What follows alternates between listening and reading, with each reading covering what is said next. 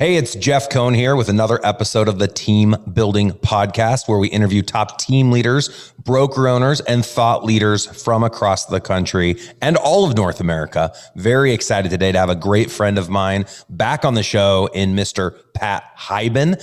Pat is a very successful and accomplished entrepreneur, built his millions working as the #1 team leader in all of RE/MAX, launched Real Estate Rockstars, which became one of the top, if not the top, real estate podcast in the world. He had over 150,000 downloads a month when he ended up selling that to a good friend of his.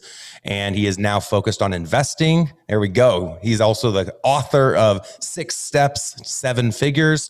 And he is focused on investing and in a mastermind called GoBundance, which is a tribe of millionaires. Mr. Pat Hiban, welcome to the show today. Right. What's going on, Jeff, man? Good to be here. Thanks for having me on today.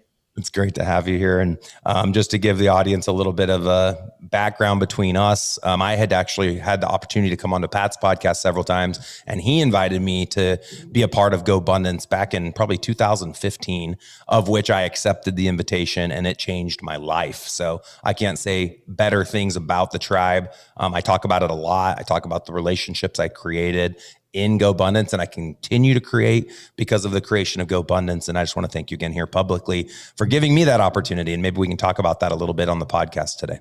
Yeah, my pleasure, buddy. I got as much out of meeting you and all the great times we've had together so far in this life, just as much as you've gotten from meeting me. So I have to remind you of a time Pat and I were hiking in the jungle in Vietnam. And this was not in the 70s, thank God. This was like 2017. And we're talking about marriage. And we spent, I mean, it was a long hike, 12 miles to like the largest cave in the world that was discovered just recently, like in the early 2000s. Anyways, we spent like 6 hours talking about marriage and how to improve our marriages. And everybody's taking turns downloading like the dichotomy of their relationships. And I'm sharing everything and everyone's sharing. And Pat just stops. Pat, you don't remember this, I bet, but he goes, I remember because I felt bad afterwards. You should have. Pat said, I know what your problem is. And everyone's like getting ready for this really deep answer. Pat's a deep thinker. And he goes, you're an asshole. That's the problem. And I needed it. I was like, I don't forget that. I'm like, I am an asshole. And I think a lot of us in certain areas are assholes, right? And so it helped me have that self-checkup. But like, geez, if Pat thinks I'm an asshole, I must be an asshole. So I need to change the way I'm showing up. And I've made a lot of changes since then. My wife will still say, "Oh, that's good to hear." At times, but aren't we all? Yeah, that's good to hear. I'm glad you brought that up because I did feel bad about that. I remember laying in bed that night going, I think I was too hard on Jeff. I told him an asshole. So I wonder if he's going to talk to me tomorrow. And you didn't accept it. You know, existence equals resistance, right? So it existed and you resisted it. And so that day you resisted. You said, no, I'm not. I'm like, yeah, think about it. You're not it's 1 + 1 = 2, dude. And but then of course I felt bad. I was like, oh, I think anyway. So I'm glad you brought it up and cleared the air there. So good. And you're not an asshole, but the story that you told, whatever you want to call it, the context, you were being an asshole. Yes, that's exactly right. It's like, I never have called anyone a bitch. I might have just said, you're being a bitch. I didn't call you a bitch. So that's exactly how I took it. And it's fine. And this is kind of a great preface to what we're going to talk about today, which is not assholes and bitches. I typically never swear on my podcast, so I'm sorry to all those I've offended. I got you and not me, right? The focus is authenticity. And that's really what I took out of being a part of GoBundance is you can be yourself. You are allowed to be yourself. And anymore, especially now, more than ever, everyone's pretending. It's pretenders. No one wants to be themselves. And if you want to set yourself apart from the pack and you want to be a true leader and be authentic, it's all about being willing to show yourself. So today, Pat is going to expose himself to us in a number of ways, and I'm really excited to get into it. So I was telling Pat, a lot of us, are aspiring to be millionaires and aspiring to acquire wealth and aspiring to have a podcast and a real estate team and brokerage and all these amazing things. Pat has done it all. So getting to connect with Pat puts us in a position where we can look into a crystal ball, literally, and take some ideas from his wisdom. And I would like to use our next 25 minutes to talk about your superpowers, Pat, and let you do the talking and position the conversation in the sense that we go back, you get to go back in time and you're 25 or 30 years old with your current mindset. And of course, those listeners today in 2021 will take your advice and say, okay, if that's what Pat would have done, maybe over the next 10 to 15 years, this is what I should do. Yeah, I mean, this is a great question, and it took me only a couple minutes to really think about it. And the reason is because, I've kind of thought about it in the last decade or so. So I've been out of the biz, right, so to speak, like even as a team leader for about 10 years. So 2010 is when I ended the lease on my 8,500 square foot office that just housed my team.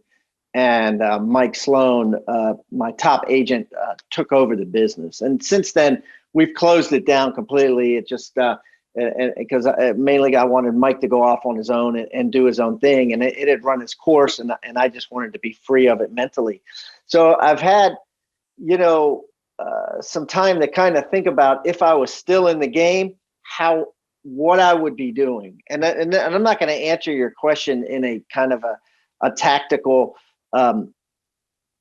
way as a lot of different inside specifics. I'm going to answer it kind of on marketing and advertising, if that's okay with you. Yep. Because it's a much broader vision, and I think that people could actually do it if they wanted to. And because I'm not licensed anymore, I don't have any concerns about talking about commissions or things like that. So, when I blew up my business, it was from television. So we had probably 7 or 8 television commercials. Every 6 months, we changed our TV commercial. They're all on YouTube now. I have long hair. Basically what we did is we came up with a package that you could get if you used me. We called it the sensible listing. And if you listed with me, you got these certain things, right? And most of them had to do with what most consumers are attracted to, and that's saving money. And some of it's like, if you could sell the house on your own and you don't have to pay anything, which was really nothing because no one did it anyways, right? I don't think in all the years I did business, anyone called me and say, hey, my brother wants to buy it. And if they did, no biggie, take it. I'm not going to charge you. But most real estate contracts say that if your brother buys it, you still got to pay Jeff, even though he didn't do anything. So there was 6 or 7 things that we did in the sensible listing, and it hooked, right? People were hooked on it. They called because they wanted the sensible listing. I mean, thousands. We were getting, at least a listing a day from the television commercial, not from referrals, not from, agents going out and working their sphere, only from a TV set, which means it took a half a day for me to stand in front of a camera, say a bunch of funny words, and then put it out there. And it was just an amazing return on investment.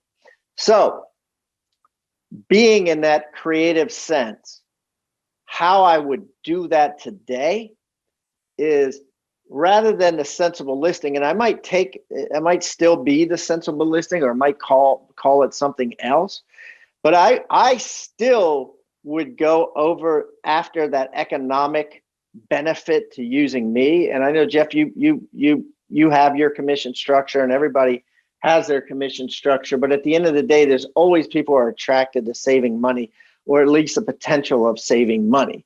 And I almost feel like there's an antitrust that exists among agents where they're embarrassed if they get to the settlement table and they have to look at the other agent across and say, oh, damn, you did it for, that low percent, that, you're an insult to our industry. Where to me, I always buck the trend and would like, hey, I don't care about you. I'm getting a lead a day. Yeah, I don't care about you. So what I would do is I would take an amount of money that I was going to save compared to Jeff and compared to every other agent in my universe, and I would do stunts where I would be throwing away that money. And then I would say, see, this is what you're doing by listing with Jeff or anybody else, right? for instance, I would go and buy a used car for $10,000 from CarMax and push it off a cliff. I would go and buy 4 television sets from Best Buy, take them out and throw them in a dumpster, or light them on fire with gasoline and blow it up. Hypothetical. I would literally do this if I were an agent. I would literally do it on film. Did you ever do this? No, but this is what I would do now. Yeah, and I'd be like, see this? Do you think I just burned four flat screens worth $2,000 each? This is exactly what you're doing. They make it seem like it's not a lot of money because only 1% difference, but it is a lot of money. It's have you been in one of those bash rooms? I think that you've been sitting on the beach in Folly too long, kind of ruminating and coming up with ways to let your stress out. And now you're tying that into your marketing strategy. Yeah. Well, the idea is to show them that it's a real thing. Of course. Jeff Cohn or your competitor is saying, oh, it's only 1%. Right. Well, shit, 1% on an $800,000 house is $8,000. 1% on a $500,000 is $5,000. It's and people are going to be awe-shook if they see you walk into Best Buy, buy 4 panels for $4,000 and light them on fire. Right. It's hitting against everyone. Yeah. And I don't know if I would do that in television, because I don't know if television has the impact that it used to. And I think it's more expensive than when I was doing it. Now we're on Instagram, baby, right? Do it. Yeah, exactly. I would do it on social media. I would have someone following me around with a camera, and I would be trying to waste money weekly or daily just to show people, that this is what you're really doing. Dana, we're doing this. We're going to do this to recruit agents, because literally across the street, we have real estate agents that are paying a traditional brokerage an 80-20 split in a lot of cases, infinite, with a 6% royalty, infinite, no cap. So let's say an agent gave $40,000. Man, what could I destroy worth $40,000? I'm gonna have to buy like a brand new Jeep Cherokee. Could you just give me the $40,000? And I'll destroy it for you. You'll use graphics to destroy it. Yeah, exactly. All right, Pat, I'm buying this strategy. Yeah, that's what I would do. And whoever has done this or has seen this done, please text me or email me. I would love to see an example. I know there's some YouTubers out there, huge influencers on YouTube that I had my kids talk about, who give money away. So they'll go around, they'll give someone $1 million or $100,000 to watch that person's reaction. But I think it's the exact same strategy in that. And so them doing that, more people watch them on YouTube and they run more ads and make more money. Yeah. I mean, that's what I would do. And it would be on YouTube, Instagram, Facebook, whatever. I would have someone follow me around and just be posting, and it'd be like, there's that bald dude that's always blowing stuff up. That's always doing it. But then I would always have a reason for it, and say the reason, and then say the call to action. If you want to save money and you don't want to overpay on your commission, call 410-964-2400.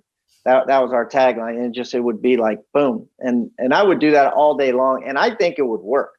I really do. And to the agents out there, you're not going to really lose that much money. Because even if your whole thing is 1%, right? I'm 1% less. It could be 1% starting at a high number going down to a lower number. It could be 1% if you sell it yourself, right? Like, it's 6%. And if you sell it yourself, it's 5%. It could be 1% if they find the buyer on their own sphere of influence. There's a lot of ways that you could figure out that 1%, but you just want them to call you and you want to get the appointment.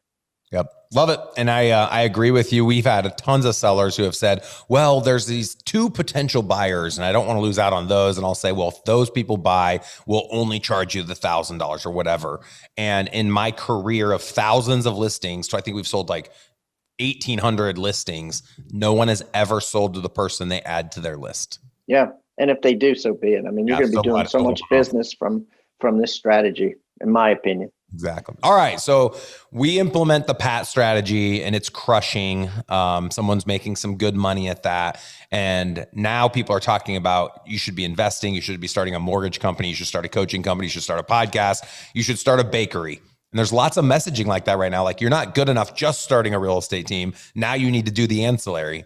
If someone listening today is ready to do the ancillary, which ancillary would you focus on if you could go back in it and you were having all the successes that you had when you were the number one team at Remax? Well, I had a mortgage company, I had a title company, and I had a property management company. And the thing is, everything changes from state to state with title insurance. But if you're in a state where you have title insurance, it's the fattest commission. I mean, our commission was when I started my title company, our commission on title insurance was 80%. It eventually rose. The more deals we did to 92%. What in the world? A stockbroker makes 0.5%. An agent makes 2 or 3%. Who the hell makes 92%?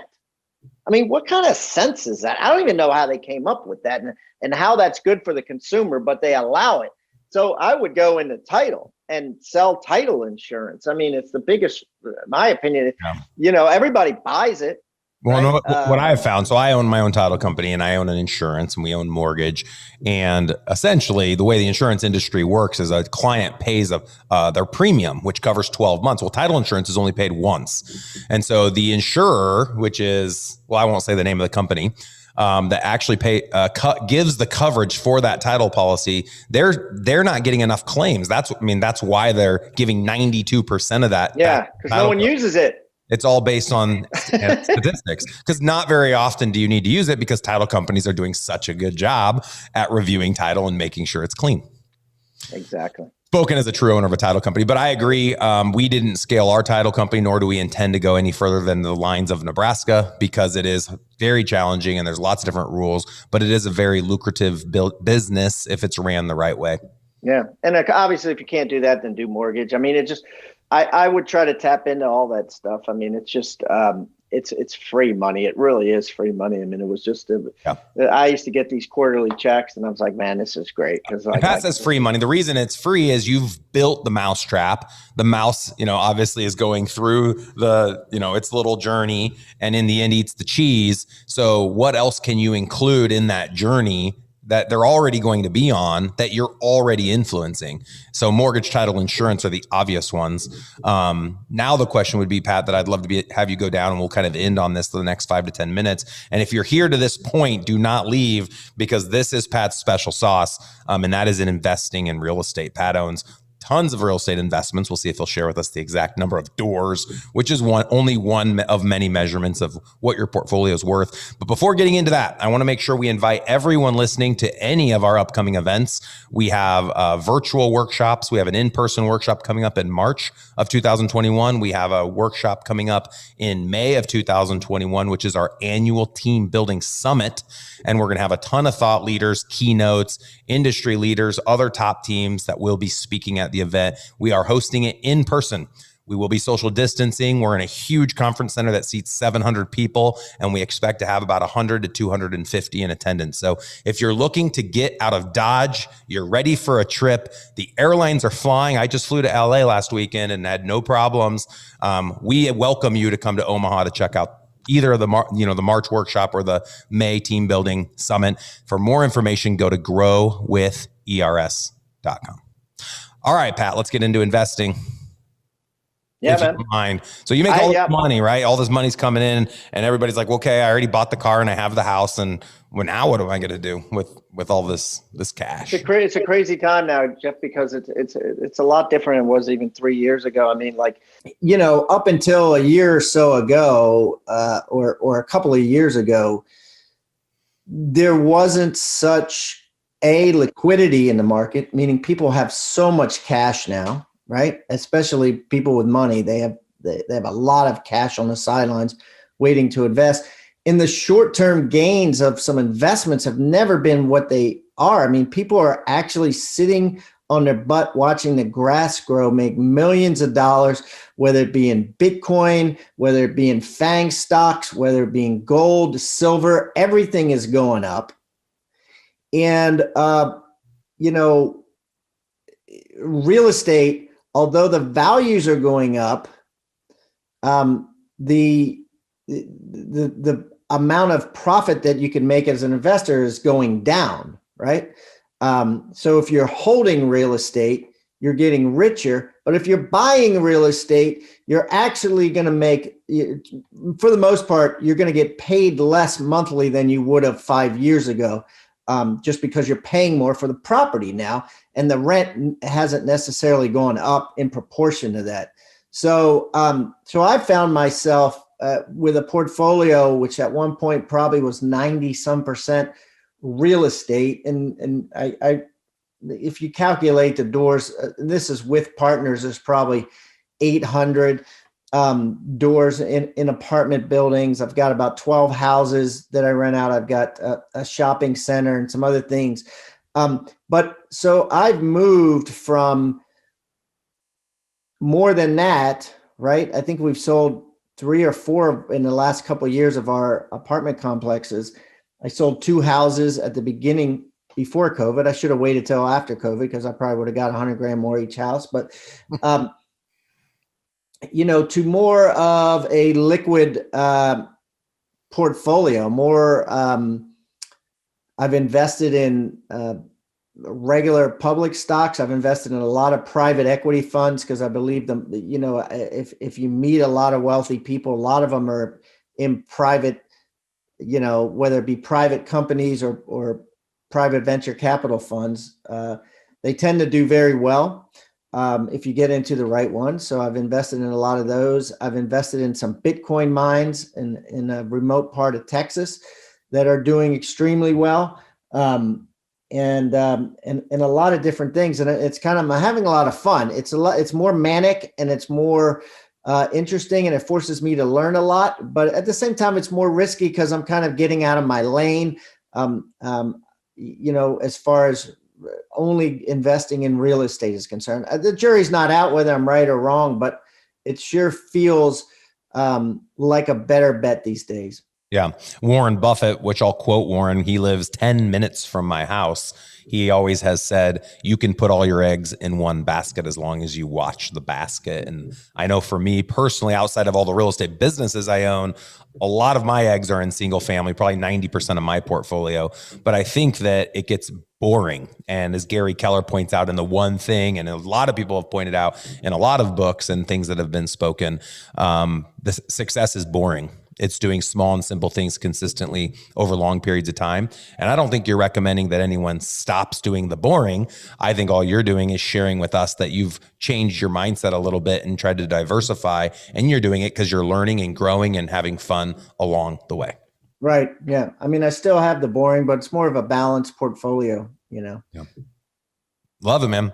Well, this has been truly amazing. What does an audience member need to do to buy your book? And the goal of this is not to sell books. Pat didn't even ask me to ask this question. I just think this was fascinating, and Pat has a lot of great value to share. And I know you guys did an awesome job on the book. So share with us quickly, what's the book cover and how could someone pick up a copy? Yeah. So here's a real easy way, Jeff. You just go to tribeofmillionaires.com. That's tribeofmillionaires.com. You get it for free. All you got to do is pay the shipping. And it's a great book. It's professionally written. We've got like 50, 5-star reviews on Amazon, and it will change your life. And it's changed a lot of people's lives. Awesome. How does someone plug into you? What's your Instagram handle, or what's the best way for someone to get? Yeah, that's a great question because, as you know, I sold my podcast about 1.5 years ago. And part of selling my podcast, which I wanted to do, by the way, was selling my identity that went along with it. So I actually sold my Instagram, and I sold 2 Facebook pages, and I leased my LinkedIn for a year. Well, I just got my LinkedIn back, so you could go to Pat Hiban on LinkedIn. But if you go to Pat Hiban on any of those other channels, it's going to be somebody else besides me, which isn't wrong because you'll get a really cool information on a real estate podcast, which is Real Estate Rockstars. And they do an amazing job. I'm good friends with Aaron, who runs the majority of those episodes, and you'll get a ton of great content out of that podcast as well. And we've had Aaron on our show. I've been on his several times.